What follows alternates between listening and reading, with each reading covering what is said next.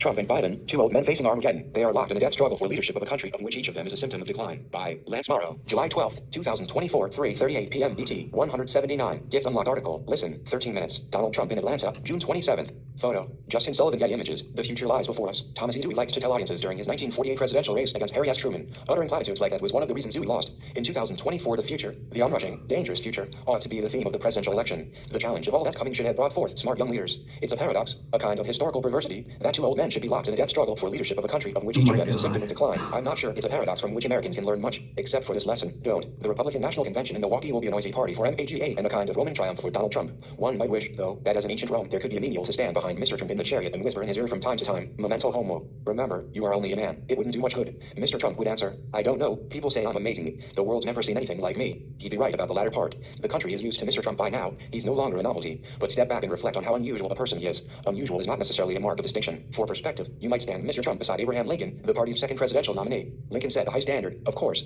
and you might compare Joe Biden with the Democratic Party's first presidential nominee, Andrew Jackson. The raw present often feels embarrassed when it measures itself against the past, which, in the passage of years, has had a chance to accumulate the nimbleness of myth. As the past becomes sacred, the present seems more profane. Even so, measures, Trump and Biden are swords of disgrace. We already know the Republicans' outcome in Milwaukee except for Mr. Trump's vice presidential choice. The more suspenseful drama in the coming week will occur elsewhere and mostly out of sight, in the family quarters of the White House, in urgent, scheming, despairing political conversations among Democratic politicians across the country. We have a president playing the role of a King Lear who, reversing the abdication that begins the tragedy in Shakespeare, declines to step aside. I have attended a dozen conventions over the years, and I have had a private reason for being superstitious about them ever since the one in Kansas City in 1976, where Gerald Ford defeated Ronald Reagan for the Republican nomination. I was a 36-year-old writer for Time. I wrote the magazine's cover story on the convention, smoking 4 packs of cigarettes while I pounded away on an antique Underwood. I handed the story to my editor. A moment later, I had a heart attack. The elephant stepped on my chest. Since then, the thought of a political convention has caused me to turn a little blue. This year, it has made me especially grim. Theodore Roosevelt photo, corpus by Getty Images. I sorted mentally through a list of GOP nominees of long ago. It's perhaps unfair, but why not hold oneself to high standards? Teddy Roosevelt had a drop like brass about him, but otherwise was utterly different. He was an accomplished naturalist and author of dozens of books.